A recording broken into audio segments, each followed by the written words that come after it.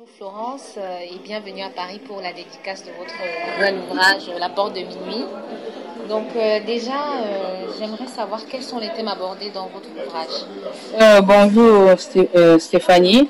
Les thèmes abordés, c'est les thèmes de société tels que le poids du passé sur notre présent, la sorcellerie, la vie de couple, le mensonge, mais aussi la question politique, la culture politique, particulièrement au Cameroun, et le recours au mysticisme.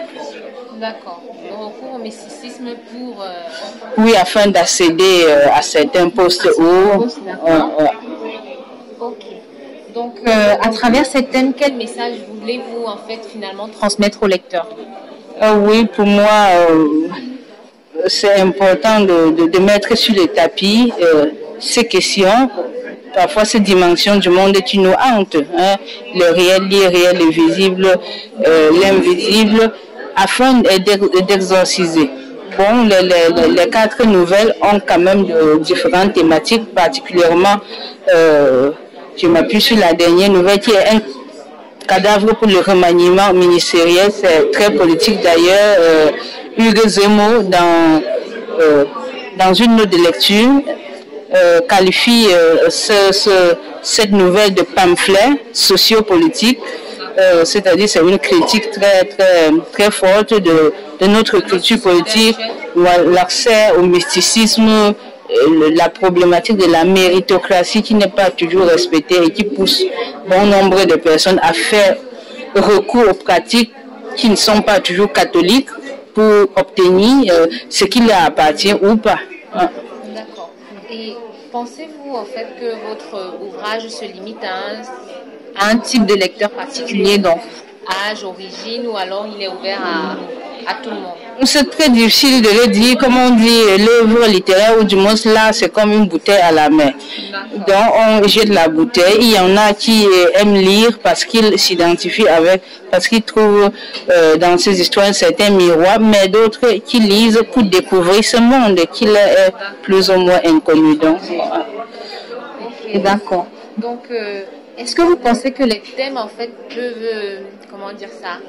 peuvent renforcer l'idée que l'on a finalement de la sorcellerie ou du mysticisme? Est-ce que ça devrait nous faire peur ou est-ce qu'on devrait faire face à ces réalités-là et pouvoir les assumer aujourd'hui? Pas du tout.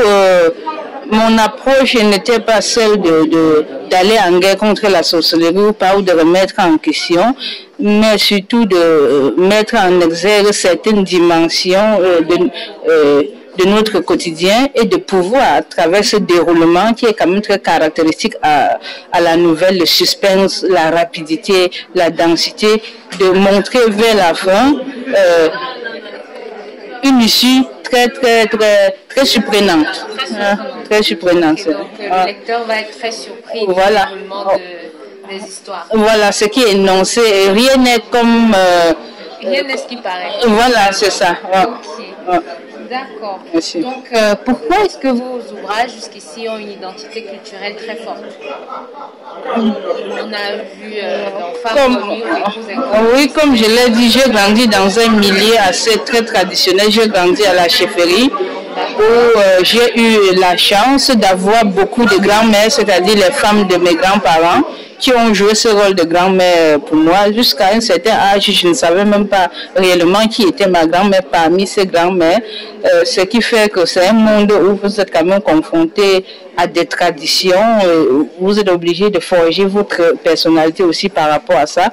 Et même si je vis de nos jours très loin de cet environnement socio-culturel, il me marque jusqu'à présent. Et vous avez voulu retransmettre un peu ça dans vos ouvrages? Oui, je trouve que c'est une richesse inestimable. Il y en a qui n'ont pas vécu cette réalité et qui à travers ces écrits peuvent avoir accès à ce monde, comme il y en a qui l'ont vécu comme moi aussi, et on partage ensemble ces narratifs.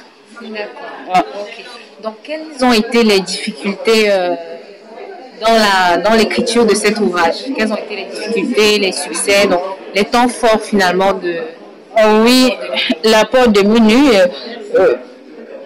comme j'ai dit, après ma participation au cours sur le gothique américain et puis la rélecture de certains classiques africains d'ailleurs comme Le monde s'effondre, j'ai trouvé un cadre pour écrire.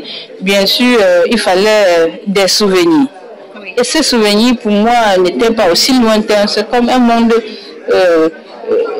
c'est comme un monde que je connais encore, oui. C'est une partie de moi. En réalité, peu importe combien d'années s'écoulent.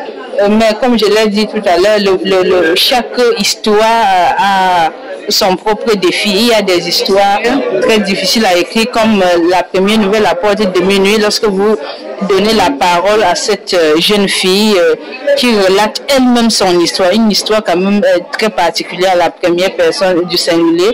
Et à cet âge, elle est si mature et pour moi, c'était un peu difficile, mais en même temps, c'était une expérience assez particulière parce que c'est un monde que je connais très bien et la dernière nouvelle, Un cadavre pour le remaniement ministériel, c'est une histoire d'une personnage très ambiguë, marquée par une certaine énigme. Hein. Vous avez l'homme qui au départ symbolise la vertu, symbolise le bien, symbolise la recherche du bien-être pour tout le monde. Un homme politique idéal, quoi. Avec beaucoup d'empathie. Avec beaucoup d'empathie. C'est un monsieur très calme. D'ailleurs, l'histoire est racontée à la troisième personne. Il y a un narrateur, mais qui n'est ni omniprésent ni omnipotent. Pourquoi? Parce que c'est quand même aussi un monde de mysticisme. Hein. Il n'a pas accès à tout ça. C'est aussi le monde politique. Il n'a pas accès à toutes les pièces. Et le plus intéressant, c'est que ce narrateur ne nous redonne que la perspective du chauffeur du ministrable. C'est-à-dire là où le chauffeur a accès, le narrateur a aussi accès. Si le chauffeur reste dehors, nous, on ne saura jamais ce qui s'est passé à l'intérieur, comme à l'hôtel des hautes ambitions, où le ministrable ressort, et plus tard, on voit un garçon, on assiste à la défenestration d'un jeune garçon qui venait aussi d'entrer. On ne saura jamais ce qui s'est passé. Voilà. Okay, donc, c'est aussi un monde de secrets. Donc, s'il y avait à refaire, qu'est-ce que vous feriez différemment dans l'écriture de La Porte de Minuit? Je pense que l'écriture de chaque œuvre est unique. C'est par rapport au moment où vous l'écrivez. Si vous écrivez une scène étant chez vous à la maison ou à la plage ou au restaurant, je pense que vous allez produire des issues différentes. Si vous écrivez une scène aujourd'hui, le lendemain, vous reprenez la même scène, il y aura une autre issue. C'est pour ça que c'est difficile de refaire l'œuvre d'art. Elle est comme elle est le produit de ce temps, de cette constellation, et reste comme elle est. D'accord, vous parlez un peu d'œuvre unique, de production unique. Voilà. Donc, je voudrais savoir, selon vous, qu'est-ce qui fait de ce livre un ouvrage unique donc? Oui, pour moi, c'est un ouvrage unique pour reprendre Toni Morrison. C'est le livre que j'ai toujours voulu lire et que je n'ai pas trouvé. Et c'est pour ça que j'étais forcée, j'étais d'une façon ou d'une autre contrainte de l'écrire. Et j'ose penser qu'il y aura aussi beaucoup de lecteurs qui partageront la même expérience ou qui ont toujours cherché ce livre et qui vont le trouver. Et qui vont le trouver, enfin. Voilà. D'accord, donc pour finir, pour que les lecteurs puissent un peu mieux vous connaître, qui est réellement Florence Tsagué aujourd'hui? Pas difficile de dire. Florence Tsagué, je me présente généralement comme une passionnée de la lecture et de l'écriture parce qu'après tout, pour écrire, il faut aussi beaucoup lire. Je suis une passionnée de la musique, de la culture, de tout ce qui fait partie du monde de l'homme. Alors, j'aime la société, j'aime les êtres humains, j'aime le partage, j'aime les échanges. D'accord. Donc, quels sont vos projets littéraires à venir? Oui, j'ai pas mal de manuscrits que je dois revisiter. J'ai écrit beaucoup de nouvelles que je n'ai pas publiées jusqu'ici parce que j'ai toujours besoin d'une certaine unité pour faire une collection.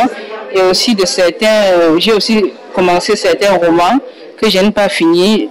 Mais il y a un livre en cours, un roman en cours qui porte sur la migration, l'expérience, le parcours migratoire d'un jeune étudiant camerounais. C'est quand même une thématique que nous connaissons très bien, actuelle d'ailleurs, oui. Et comme vous savez, la migration camerounaise est très dominée par les étudiants. C'est une migration hautement qualifiée, mais qui a aussi ses difficultés.